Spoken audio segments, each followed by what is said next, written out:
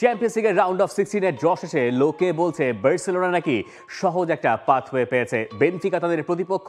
অনেকেই এখন দাবি করছে, একে তো বার্সেলোনা চ্যাম্পিয়ন্স লিগে এবার ভালো করছে, তাদের দাবি বার্সেলোনা এবারের চ্যাম্পিয়ন্স লিগে ফাইনাল পর্যন্ত যাওয়ার রাস্তাটাও নাকি এই জয়ের মাধ্যমে অনেকটুকু সোজা হয়েছে।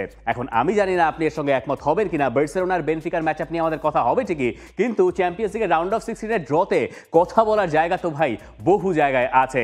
একে তো আপনি মাদ্রিদ ডার্বি দেখবেন, একই সঙ্গে আপনি দেখবেন বায়ার্ন মিউনিখ আর লেভারকুজেনের ম্যাচ, পিএসজি আর লিভারপুল সেই ম্যাচও আছে। কোনটা রেখে বরং কোনটা নিয়ে কথা বলবেন তাই নিয়েই তর্ক হতে পারে, বিতর্ক হতে পারে। ইন্টার মিলান পেয়েছে ফেইনুর্দকে, ডর্টমুন্ডের প্রতিপক্ষ ফ্রেঞ্চ দল লিল, club Brugge Belgian surprise package তাদের প্রতিপক্ষ অ্যাস্টন ভিলা, আরেক ডাচ ক্লাব পিএসভির প্রতিপক্ষ Arsenal, Bayern Munich Bayer Leverkusen all German battle, এবং একই সঙ্গে বেনফিকা আর বার্সেলোনা। এই হচ্ছে আপনার চ্যাম্পিয়ন্স লিগের রাউন্ড অফ 16-এর ড্র। কোটি মানুষের আস্থার ভালোবাসায় 11 বারের মতো দেশের 1 নম্বর রেফ্রিজারেটর ব্র্যান্ড ওয়ালটন। এখন কথা হচ্ছে কেন লোকে বার্সেলোনাকে ফেভারিট ধরছে সেটা নিয়ে আমরা কথা বলবো। তবে তার আগে সম্ভবত সবার আগে যে ম্যাচ নিয়ে কথা বলা দরকার, মাদ্রিদ ডার্বি। চ্যাম্পিয়ন্স লিগে আরও একবার 2016-17 পরে আপনি আরও একবার দেখবেন ডিয়েগো সিমিওনে এবং কার্লো আনচেলত্তির লড়াই। আতলেতিকো মাদ্রিদ দুটো দলকে পেতে পারতো, এক বায়ার্ন মিউনিখ অথবা রিয়াল মাদ্রিদ। পেলো তো পেলো, তারা রিয়াল মাদ্রিদকেই পেলো, যে কারণে আপনি একটা স্প্যানিশ ব্যাটেল দেখতে পাবেন, অন্য পাশে একটা জার্মান ব্যাটেল দেখতে পাবেন। এর আগে চ্যাম্পিয়ন্স লিগে আপনি রাউন্ড অফ 16-এ একই দেশের দুটো ক্লাবকে মুখোমুখি হতে দেখেন নাই, কারণ ওই সময় ফরম্যাট ছিল একরকম। এখন যেহেতু ফরম্যাট পাল্টে গেছে, এখন আর সেই জায়গায় কোনো বাধা ধরা নিয়ম নেই। কিন্তু এই বেচারা ডিয়েগো সিমিওনের রিয়াল মাদ্রিদের এগেইনস্টের রেকর্ড খুব একটা সুবিধার নয়। তিনি সব মিলে যতগুলো ম্যাচ রিয়াল মাদ্রিদের বিপক্ষে খেলেছেন তার ভেতরে 12টায় তিনি জিতেছেন, 17টায় ড্র আর হেরেছেন সব মিলে 16 ম্যাচে। আর চ্যাম্পিয়ন্স লিগের রেকর্ডের কথা যদি আপনি বলেন, দগদগে ঘা সেখানে থাকার কথা ডিয়েগো সিমিওনের। ক্রিস্টিয়ানো রোনালদোকে অনেকেরই মনে করার কথা, মনে থাকারই কথা, কারণ এই ফিক্সচারের অন্যতম নায়ক ছিলেন আসলে ক্রিস্টিয়ানো রোনালদো। পোস্ট রোনালদো যুগে প্রথমবারের মতো Real Madrid Atletico Madrid champions লিগে। 2016-17 সেই সেমিফাইনাল, যেখানে আতলেতিকো মাদ্রিদ 2-1 গোলে জিতেছিল সেকেন্ড লেগটা, কিন্তু তার আগে তারা 3-0 গোলে হেরে ওই টাই থেকে বহু আগেই ছিটকে গিয়েছিল। 2015-16 ফাইনালটার কথা অনেকের মনে থাকার কথা। চমৎকার লড়াই জমিয়েছিল আতলেতিকো মাদ্রিদ, ভাগ্য তাদের সহায় হয় নাই, টাই ব্রেকারে তারা হেরেছিল।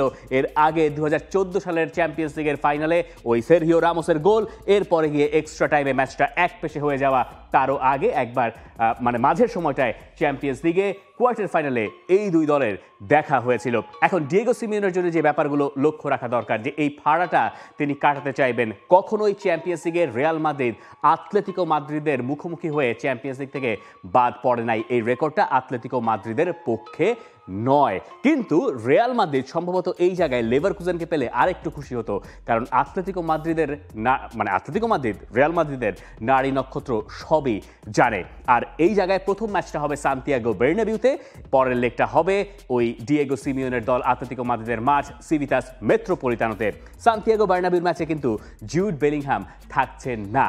এই ম্যাচের অন্যতম টকিং পয়েন্ট হতে পারে ওই জুড বেলিংহামের না থাকাটা। রিয়াল মাদ্রিদও ফর্মে আছে, আতলেতিকো মাদ্রিদের ফর্মটা একেবারে মন্দ নয়। তারা লা লিগার জন্য ফাইট করছে, তারা টপ 8 থেকে চ্যাম্পিয়ন্স লিগে ফিনিশ করেছে।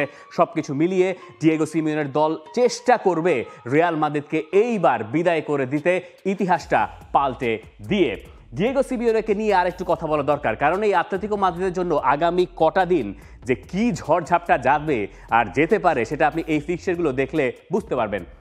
আপনাকে সহজ করে এই ফিক্সচার দেখানোর আগে সহজ করে বুঝিয়ে বলার চেষ্টা করি। আগামী 20 দিন বা 25 দিন সময়ের ভেতরে রিয়াল মাদ্রিদের বিপক্ষে তাদের খেলতে হবে 2 বার, বার্সেলোনার বিপক্ষে খেলতে হবে আরও 2 বার। আর আপনি যদি টাইম স্প্যানটাকে আরেকটু বাড়ান এপ্রিল মাসের 3 তারিখ পর্যন্ত, তাহলে বার্সেলোনার সঙ্গে 3টা ম্যাচ আতলেতিকো মাদ্রিদের এবং 2টা ম্যাচ রিয়াল মাদ্রিদের বিপক্ষে। অর্থাৎ যে ঠাসা সূচি, তাতে আতলেতিকো মাদ্রিদের তাল কেটে যাওয়ার সুযোগ আছে। যারা আতলেতিকো মাদ্রিদকে চেনেন তারা জানেন যে সাধারণত এই ধরনের পরিস্থিতিতে আতলেতিকো মাদ্রিদ সবগুলো ম্যাচে উতরে যেতে পারে না। এই জায়গায় রিয়াল মাদ্রিদের ফিক্সচারটা হয়তো ঠিক এতখানি কঠিন নয় আতলেতিকো মাদ্রিদের কম্প্যারিজনে।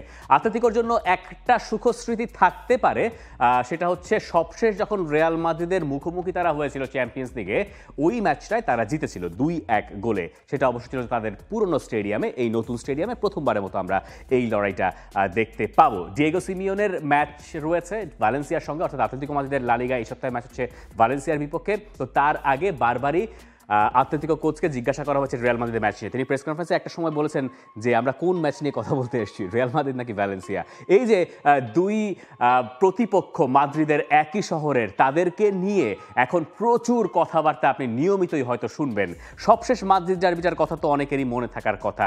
রেফারিং নিয়ে কত রকম আলোচনা উঠলো, তার আগে আতলেতিকো মাদ্রিদের সোশ্যাল মিডিয়া থেকে আমরা অনেকগুলো পোস্ট দেখলাম, রেফারি নিয়ে কাণ্ডটা হলোই। সব কিছু মিলিয়ে আপনি বুঝতেই পারছেন এই ম্যাচের ঝাঁজ কেমন থাকবে। আপনার প্রেডিকশন কি জানতে চাই কমেন্ট সেকশনে।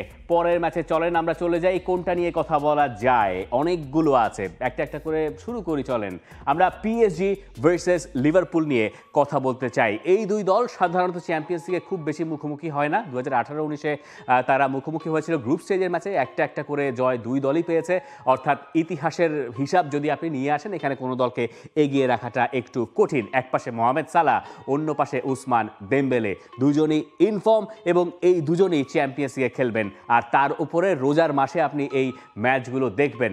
তার ভেতরে বাংলাদেশ সময়টা তো আসলে সেহরির সময়ে, তো ওই সময়ে আপনি যারা মানে কম বেশি সবারই জানার কথা যে ফুটবল দেখার একটা অন্যরকম আমেজ ওই টাইমটায় থাকে।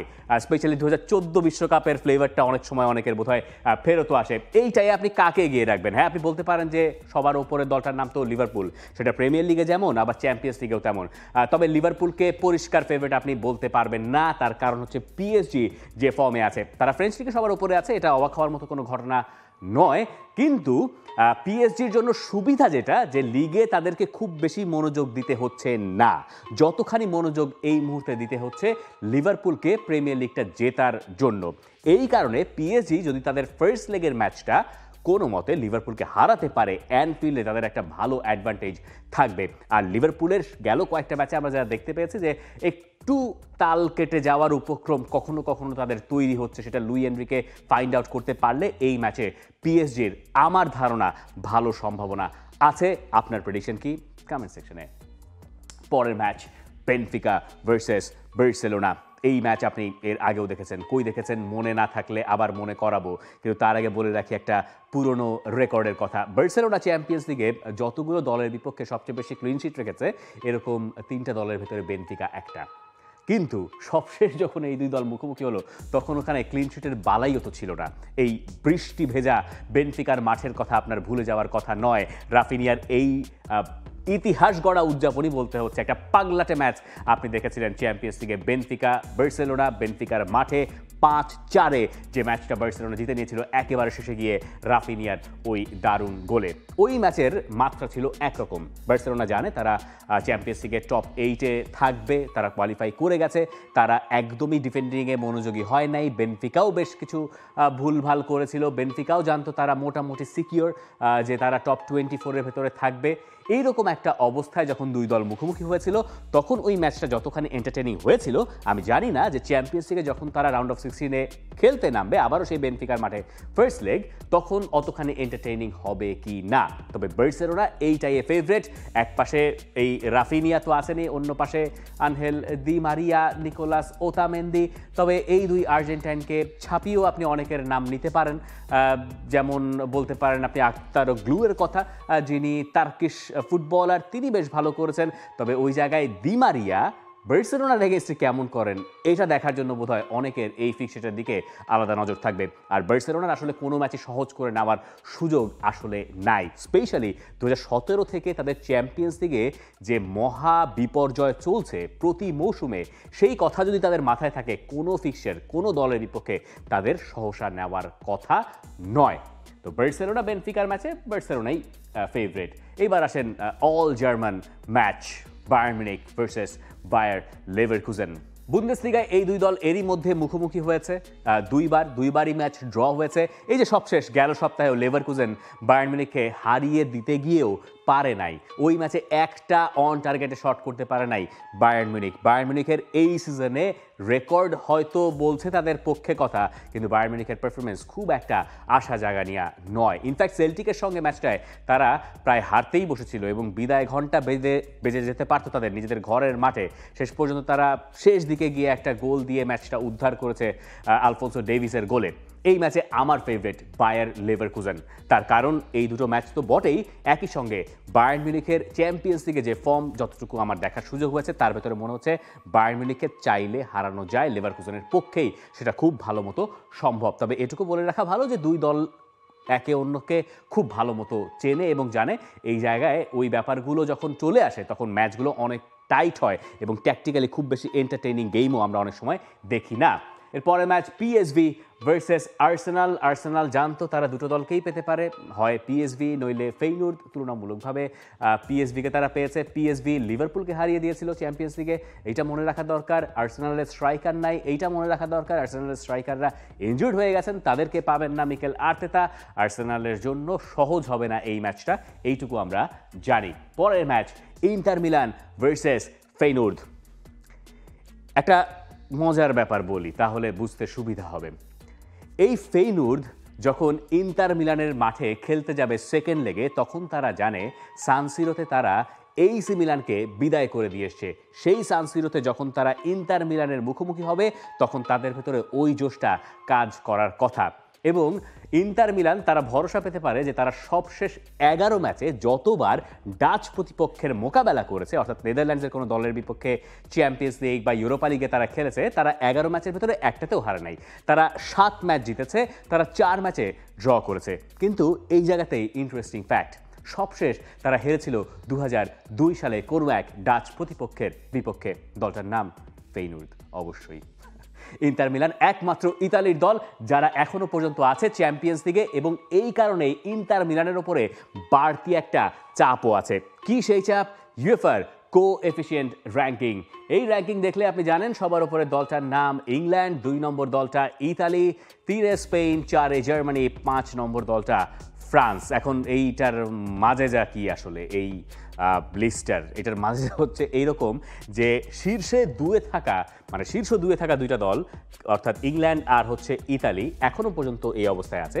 তারা পরের বারের চ্যাম্পিয়ন্স লিগে এক্সট্রা একটা স্লট পাবে। আপনি জানেন আগের বার জার্মানি থেকে 5টা দল চ্যাম্পিয়ন্স লিগে খেলেছিল, ইতালি থেকেও 5টা দল চ্যাম্পিয়ন্স লিগে খেলেছিল। তার কারণ কোএফিসিয়েন্ট র্যাঙ্কিং ভালো ছিল। তো এই জায়গায় ইংল্যান্ড এবার অনেকটুকু এগিয়ে আছে। আপনি যদি দেখেন যে ক্লাবস লেফট ইন ইউরোপ, এই 4টার ভেতরে অর্থাৎ 7টার ভেতরে 6টা ক্লাব এখনও ইউরোপের কম্পিটিশনে ইংল্যান্ড থেকে টিকে আছে। ইউরোপের কম্পিটিশন বলতে বোঝাতে চাইছি চ্যাম্পিয়ন্স লিগ, ইউরোপা লিগ এবং কনফারেন্স লিগ। আর সেই হিসেবে ইতালির কথা যদি আপনি দেখেন, ইতালির বেশিরভাগ দল চ্যাম্পিয়ন্স লিগ থেকে বাদ পড়ে গেছে। 5টা দল তারা শুরু করেছিল, টিকে আছে শুধুমাত্র ইন্টার মিলান। ঠিক এই কারণে ইন্টার মিলানের জন্য এইবার জেতাটা জরুরি। তাদের মোটামুটি ইতালির দায়িত্বটা কাঁধে নিতে হবে। আর ওই জায়গায় ইতালি যদি না পারে, অর্থাৎ ইন্টার মিলান যদি এই রাউন্ড থেকে বাদ পড়ে যায়, একটা বড় ধরনের ধাক্কা তারা ওইখানে খাবে। স্পেন, জার্মানি, ফ্রান্স এরা হয়তো এগিয়ে যাওয়ার একটা সুযোগ পাবে। টাকার অঙ্কও একটা ব্যাপার। এই যে ইতালি থেকে 3টা দল বাদ পড়ে গেল, একমাত্র ইন্টার মিলান টিকে থাকলো, ইউএফার একটা বড় ধরনের টাকার অঙ্ক যারা পরের রাউন্ডে উঠলে পাওয়া যেত, সেইটা ইতালির ক্লাবগুলো পাচ্ছে না। এটা ইতালির জন্য একটা ধাক্কা। এই কারণে ইন্টার মিলানের আসলে জয় ছাড়া আর কোনো পথ নাই। আবার ইন্টারের পাথওয়েটাও বেশ ভালো, সেটা নিয়ে আমরা কথা বলবো। তবে এই জায়গায় আর কথা বলার ঠিক তেমন কিছু আছে আমি জানি না। ক্লাব ব্রুজ এবং অ্যাস্টন ভিলা এই দুই দলের একবার দেখা হয়েছিল এবার চ্যাম্পিয়ন্স লিগে, যেখানে একটা আত্মঘাতী গোলে ক্লাব ব্রুজ ম্যাচটা জিতে নিয়েছিল। ব্রুজ কিন্তু এবারে সারপ্রাইজ প্যাকেজ হয়ে গেছে, সেটা আপনি এতক্ষণে জানার কথা। তারা আতালান্তাকে বাদ করে দিয়েছিল। আর এই ছাড়া বোধহয় আমরা সব কিছু একটু একটু করে টাচ করে গেছি। তবে যাওয়ার আগে আরও একবার ওই পাথওয়েটা নিয়ে কথা বলা দরকার, কারণ এই জায়গায় আপনি দেখতে পাবেন যে কে কার মুখোমুখি হচ্ছে। এরপরে চ্যাম্পিয়ন্স লিগে যতগুলো স্টেজ আছে, রাউন্ড অফ 16-এর পরে কোয়ার্টার ফাইনাল, সেমিফাইনাল, ফাইনাল, এই সব কিছু এখন নির্ধারণ হয়ে গেছে যে কোনভাবে আর কি আগাবে। মানে চ্যাম্পিয়ন্স লিগে আর কোনো ড্র নাই। তো পিএসভি ভার্সেস আর্সেনাল, এদের এই খেলা থেকে যারা জিতবে তারা রিয়াল মাদ্রিদ অথবা আতলেতিকো মাদ্রিদকে পাবে। অর্থাৎ আপনি যদি রিয়াল মাদ্রিদের সমর্থক হন, আপনি যদি কোয়ার্টার ফাইনালে ওঠেন, আপনার প্রতিপক্ষ হয় পিএসভি নইলে আর্সেনাল। আপনার একটু ঠোঁট কামড়ানোর কথা, তাই না, যে ম্যাচটা জিতে যাবেন, এরকম একটা লোভ হওয়ার কথা যদি আপনি আতলেতিকো মাদ্রিদকে আগে হারাতে পারেন। পিএসজি লিভারপুল তাদের থেকে যে দলটা উঠবে তারা খেলবে ব্রুজ এবং অ্যাস্টন ভিলা থেকে জয়ী দলের বিপক্ষে। এই জায়গাতেও পিএসজি লিভারপুল তারা যদি প্রথম ধাক্কায় জিতে যায়, যে দলটা জিতবে তাদের জন্য তুলনামূলক সহজ পাথওয়ে অপেক্ষা করছে। বেনফিকা বার্সেলোনা, ধরুন এই টাই থেকে ডর্টমুন্ড এবং লিলের ম্যাচ থেকে জিতে গেল কথার কথা ডর্টমুন্ড। তো ডর্টমুন্ড যদি ওখানে যায়, বার্সেলোনা যদি ওখানে খেলে, এই হচ্ছে কোয়ার্টার ফাইনালের ম্যাচ আপ। আর এইখান থেকে বায়ার্ন মিউনিখ এবং লেভারকুজেন, সেখান থেকে ধরেন আপনি লেভারকুজেন জিতলো এবং এই জায়গা থেকে inter Milan, Leverkusen versus inter মিলানের জয়ী দল তারা সেমিফাইনালে বার্সেলোনা ডর্টমুন্ডের ম্যাচের জয়ী দলের সঙ্গে। এই কারণে তুলনামূলকভাবে অনেকে বলছেন যে কিছুটা বোধহয় সহজ হয়েছে বার্সেলোনার যাত্রাটা। তবে কোনো কিছুই চ্যাম্পিয়ন্স লিগে আসলে সহজ নয়। For more updates, subscribe to our YouTube channel and click on the bell icon. Follow us on Facebook and Instagram. Download T-Sports app to enjoy exciting games and highlights.